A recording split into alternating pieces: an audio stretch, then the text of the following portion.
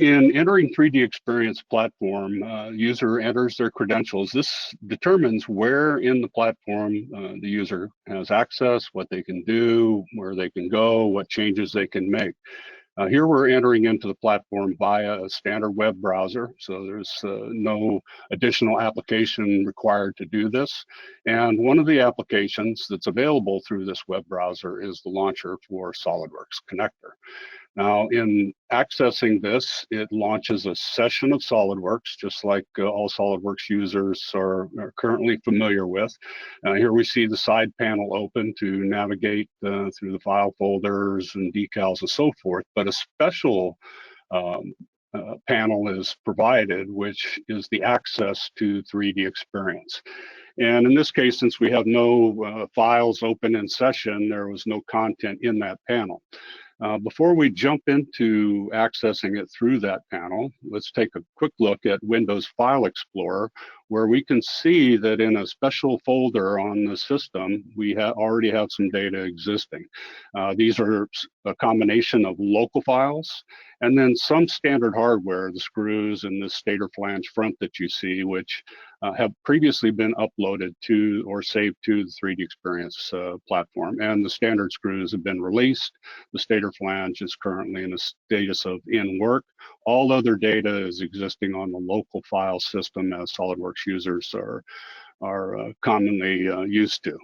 Here we can see that all of the components that belong to this motor assembly, which is a motor being worked in SolidWorks, which is going to be used in a potential electric car design, are available, and the user can open them up using the file navigation, just as they're commonly used to doing within the SolidWorks environment. We see the SolidWorks interface, we see the assembly on the left-hand side tree, we see all the parts that are a part of this assembly. Nothing unusual here in terms of the user interface. Users would operate SolidWorks the same way that they've always operated with it. The big difference here is the integration to 3DExperience platform. So you can see here that the listing is showing the items that I mentioned earlier, the hardware, which is already released, and then all of these new components, which are currently just resident on the local file system. So if you have SolidWorks data that's not been managed with 3DExperience, this is the state that you would see it in. At this point, we can take this motor assembly and all of its constituent parts and now save it up to the 3DExperience platform. In this case, we haven't made any modifications to any of this data. Some of it is released and unchanged, so that's not going to update that data. And we'll just take the entire assembly and now port it up to 3DExperience. The convert option that you just saw the switch thrown on will actually generate exact and precise solids on 3DExperience platform, and we'll talk about that a little bit later in this demo. Having saved this up to the platform, you can see that the new data, which was previously file-based, is now being managed by 3DExperience. So these are objects within the database. They're in a status of currently being worked. So they haven't been released, they're newly saved. We can look at the properties in 3DExperience in terms of the name of this product, what its maturity state is, when it was created, who's responsible for it, what collaborative space it's stored in. CAD family component is also created. This XCAD model is used to manage the SolidWorks data in terms of a directory within 3DExperience. It knows what data has been brought up from the file-based system. In the side panel with this navigation compass, we have access directly from the SolidWorks interface to other applications. Some of these applications have been shown in previous webinars. Some of them will be shown in future webinars. You also have access to a very rich search engine, the XLead search engine, directly from 3DExperience panel in SolidWorks. So we can search for other data that might exist on the database and look at its properties, do filtering operations. So here we see collaborative spaces that we can focus in on. We're looking at physical products. All these tags that you see on the left-hand side related to type and source and modification date and who's responsible, whether it's a root assembly, whether it's a standalone part. All of these provide you with the means within a few short clicks to get to the data that you're looking for. From what we originally had was over 900 results. Now we're down to 3 root products, which are mastered by either 3DExperience or Solidworks. And we can very quickly hone in on the data that we're actually looking for using these filtering tools. You can also create your own tags if you have special tags that you want to apply to these data objects. Now I'm going to pause here for just a moment and emphasize that this advanced tagging and high-speed XLEAD search engine allows you to leverage 3DExperience beyond just CAD data management. You can extend this data for use in workflows, task management, supplier integration. It's a range of capability that is well beyond what you will find in your standard PDM tools and what we would expect in product lifecycle management. We'll see this search engine once again a little bit further in the demo when we go back and look at some of the web-based apps that expose the SolidWorks data that we're saving.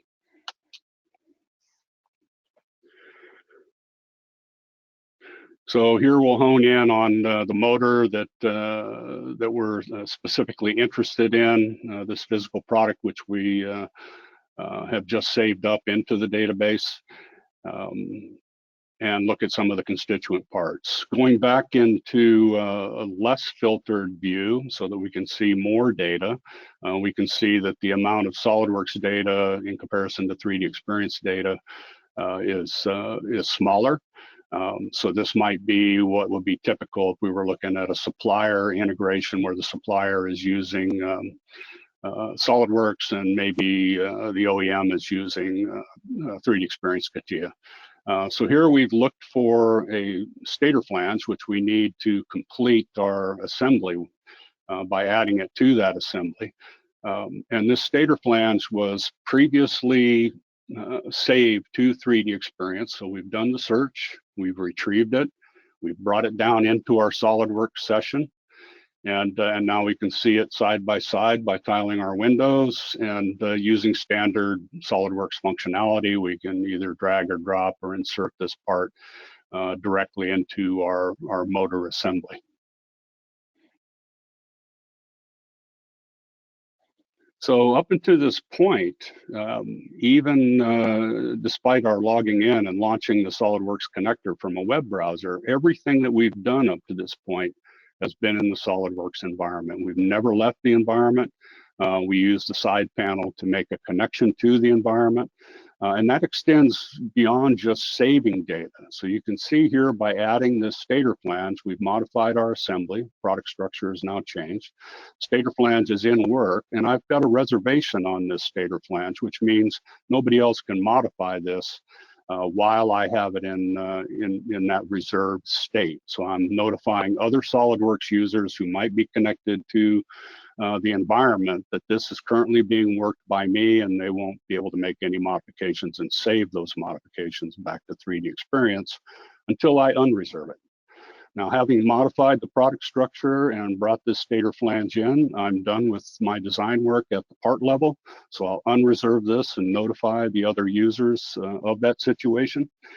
And then I will go ahead and reserve the product structure itself, the top level assembly, and execute a save back to 3DExperience to update all the relevant data objects that have been impacted. And in this case, that's only the assembly. None of the constituent parts have actually changed.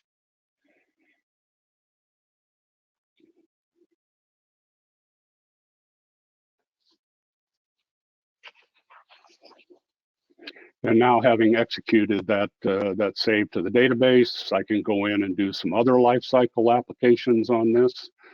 As an example, I might want to take this maturity state of the stator flange and put it into a frozen state. So these maturity states are how we take data along through the progression of our workflow from in work to review. Frozen might indicate a review status. and so forth, all the way to release and even obsolescence. Now, in this set of tools that we see here at the bottom, we can see that and I'm going to pause here for just a moment to expand upon this.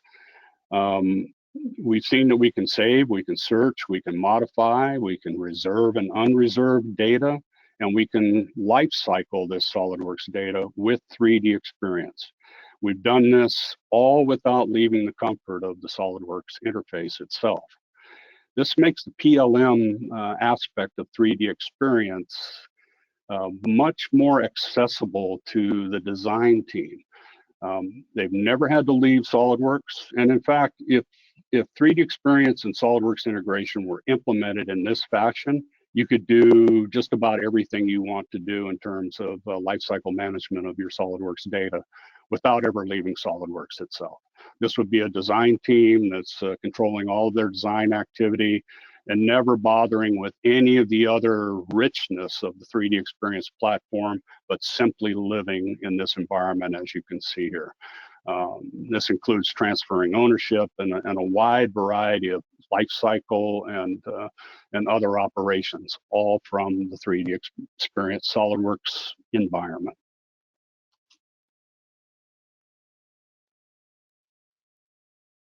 However, we shouldn't overlook the fact that there's more richness available, and if you have 3DExperience, you can extend what the SolidWorks designers are doing to the rest of your enterprise. So in this example here, we can see the same search engine. It's no different. It's the same database. It's not a separate database, except this is all being accessed through the web browser.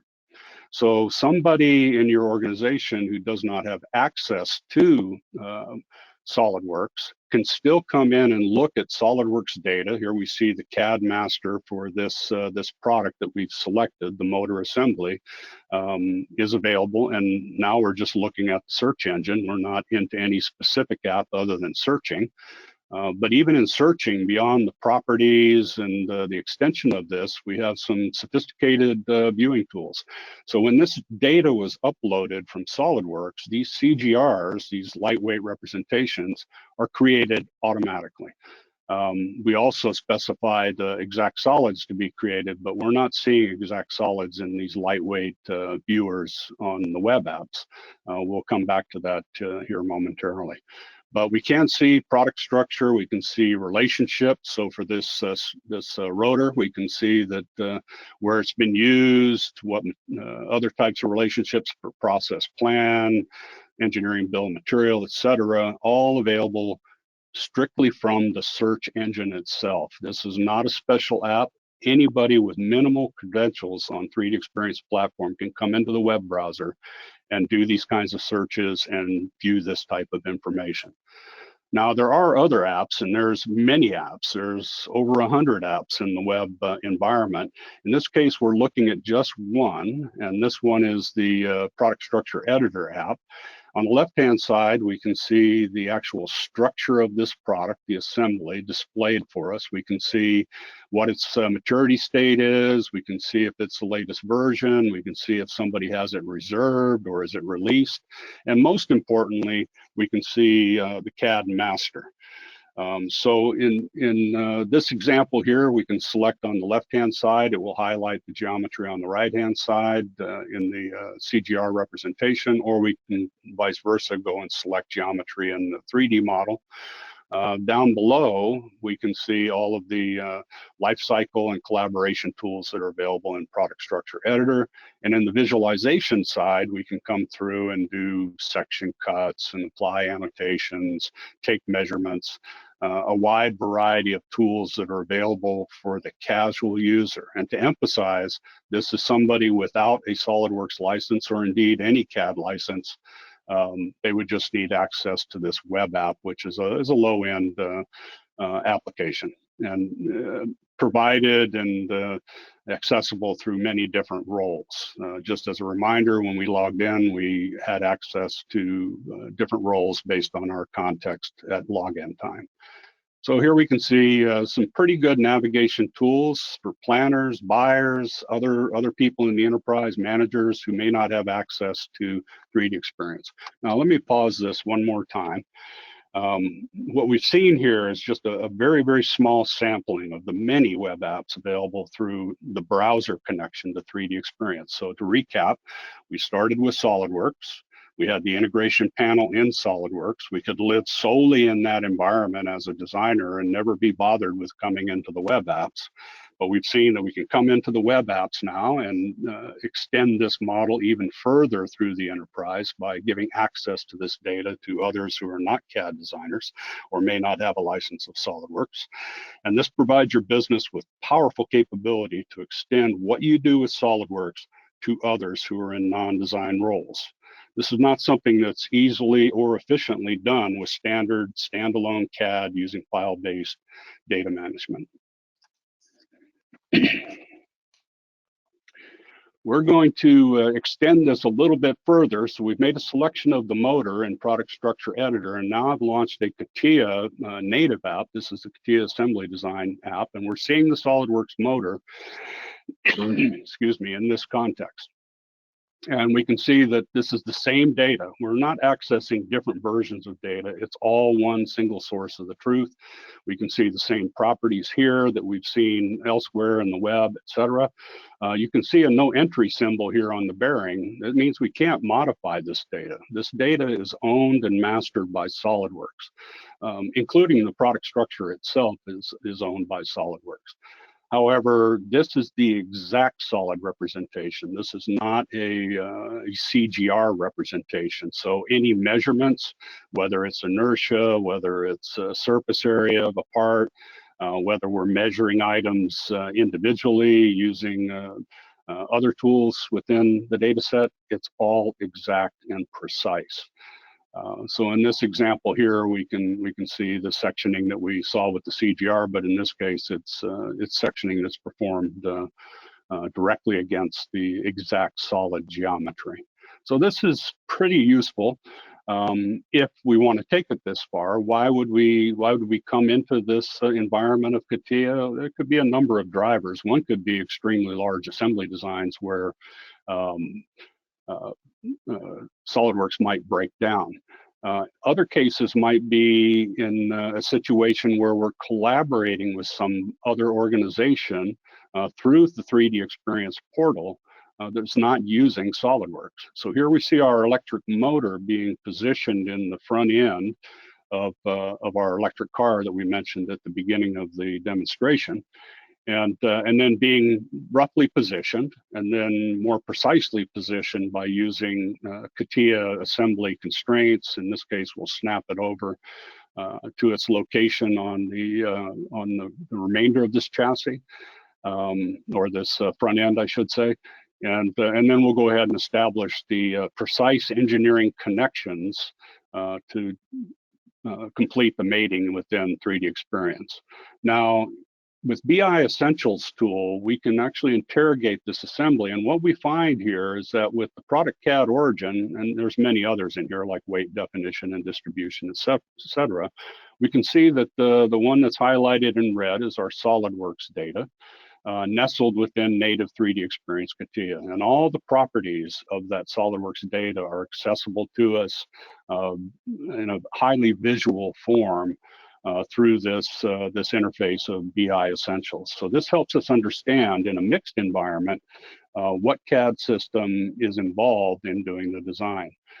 We can collaborate between the two. So bear in mind, the motor is SolidWorks, everything else is CATIA 3DExperience. We take a measurement of this motor extension, this flange, and note the diameter of that flange, and we may want to provide a little bit more clearance for the CATIA mechanisms that are transiting through it. So to do this, we return once again to our authoring tool, which is the only place we can go to make those changes. So we return to SolidWorks. And within SolidWorks, we can see that the stator flange is available to us after opening. We'll go ahead and reserve it. This is to let other SolidWorks users know that I'm doing a modification on this data, and I will be the one saving that modification. And then we go in using the standard 3DExperience, or sorry, the standard SolidWorks tools that everybody's familiar with as a SolidWorks user to to make the changes. So we'll go ahead and increase this diameter to 2.2 and then save this back to 3DExperience. So we can see that the stator has been modified, and the assembly has understood this modification to exist as well. We'll go do the standard save back to the database. And at this point, we'll do one more conversion of data, the change data itself. And now we've updated the data within 3DExperience. And at which point we can go in and take off the reservations on these components, just in case some other SolidWorks designer is going to have access to this data later. I might point out that a lead could go in and unreserve data, even if the individual user forgot to do so. So now that we're back into our 3DExperience CATIA session, we want to go and perform a global refresh of this data. As designers are working collaboratively in this environment, you may have a dozen or more designers doing work on different aspects of this. So global refresh or even selective refresh provides a means to update this session with the latest saved data. So you saw that it updated the clearance hole there, and we can look certainly through a measurement and analyze the change. So this all was initiated by the SolidWorks change, but we can keep everything within 3DExperience in our digital mockup, if you will, up to date. Now we can further take this data and roll it up to other products at a higher level. So here we take the front end of this vehicle containing our SolidWorks motor and position this into the chassis of the car that currently is under development as a concept. And so we see it positioned. We can go ahead and do our constraints and other activities around this, as we saw earlier. And certainly we have access to all the tools such as BI Essentials for this. So I'm going to pause here for one final moment. We're getting towards the end of our demonstration, and make a point here that by extending the use of SolidWorks further into other 3DExperience native apps, you can seamlessly leverage tools in CATIA and Delmia to your advantage for large assembly management and manufacturing planning and preparation. This allows you to bring your enterprise to bear on the products you are delivering, all with no disruption to the use of your CAD system of choice, in this case, SolidWorks. Now, this is very key, and this is very integral to think about as you consider 3DExperience for SolidWorks. The PLM aspect of this, you've seen you can manage entirely with the SolidWorks interface and never come into any of these native apps, or indeed even the web apps. But by extending into those applications, you provide yourself with more and more leverage. You may start small. You may start with your SolidWorks data just being managed by 3DExperience and not leveraging these other extended applications, and then eventually grow into them as you find increased efficiencies and better opportunities for your business. So having brought this in, we can do interrogations once again of our data. We can see that the SolidWorks data is now exposed. This could be a combination of CATIA V5, SolidWorks, and other XCAD systems such as PTC Creo, Siemens NX, et cetera, et cetera.